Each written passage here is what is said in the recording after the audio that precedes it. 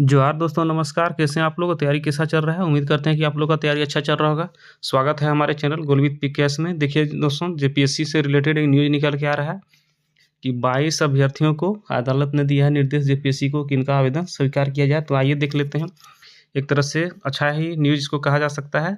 तो वीडियो में बने रहिएगा, देख लीजिए फुल डिटेल इसमें क्या जानकारी है, सो क्यों इन 22 अभ्यर्थियों को का आवेदन कोर्ट ने दिया है जेपीएससी को आदेश की स्वीकार किया जाए और इनका अंतिम परिणाम भी कोर्ट के आदेश से प्रभावित होगा। तो आइए देख लेते हैं क्या मामला था। उम्र से रिलेटेड मामला था। तो देखिए, जेपीएससी 14वीं के अभ्यर्थियों को हाई कोर्ट से बड़ी राहत, आवेदन स्वीकार करने का दिया निर्देश। देखिए, झारखंड हाई कोर्ट ने 14वीं जेपीएससी परीक्षा में उम्र सीमा में छूट की मांग वाली याचिकाओं पर सुनवाई की। अदालत ने जेपीएससी को 22 अभ्यर्थियों के आवेदन 14 फरवरी तक स्वीकार करने का निर्देश दिया। कोर्ट ने स्पष्ट किया कि इन अभ्यर्थियों का अंतिम परिणाम उसके आदेश से प्रभावित होगा और बिना अनुमति जारी नहीं होगा। सीधा-सीधा इन 22 अभ्यर्थियों का परिणाम जो होगा वो कोर्ट से ही निर्णय आएगा इसका, ठीक। तो आइए देख लेते हैं हाइलाइट्स में। देखिए, हाई कोर्ट ने जेपीएससी को आवेदन स्वीकार करने का निर्देश दिया। 14 फरवरी तक 22 अभ्यर्थियों के आवेदन स्वीकार होंगे। अंतिम परिणाम कोर्ट के आदेश पर निर्भर करेगा। देखिए, झारखंड हाई कोर्ट के जस्टिस आनंद सेन की अदालत में 14वीं जेपीएससी नियुक्ति परीक्षा में उम्र सीमा में छूट की मांग वाली कई याचिकाओं पर गुरुवार को सुनवाई हुई। सुनवाई के बाद अदालत ने जेपीएससी को 22 अभ्यर्थियों का आवेदन स्वीकार करने का निर्देश दिया है।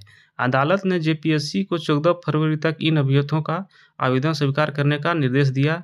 कोर्ट ने स्पष्ट किया है कि इन अभ्यर्थियों का अंतिम परिणाम कोर्ट के आदेश से प्रभावित होगा और कोर्ट की अनुमति के बिना इनका परिणाम भी जारी नहीं किया जाएगा।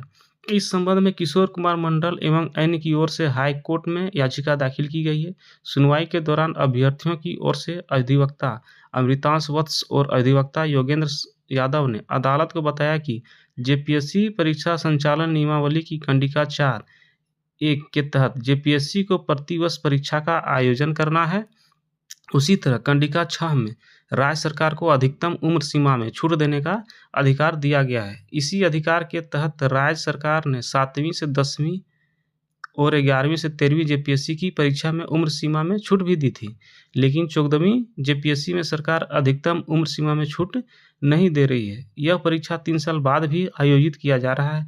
इस आधार पर उम्र सीमा में छूट देने का आग्रह किया है, जिसके बाद अदालत ने कोर्ट पहुंचे अभ्यर्थियों के आवेदन को जेपीएससी को स्वीकार करने का निर्देश दिया है। ये तो सही मामला है।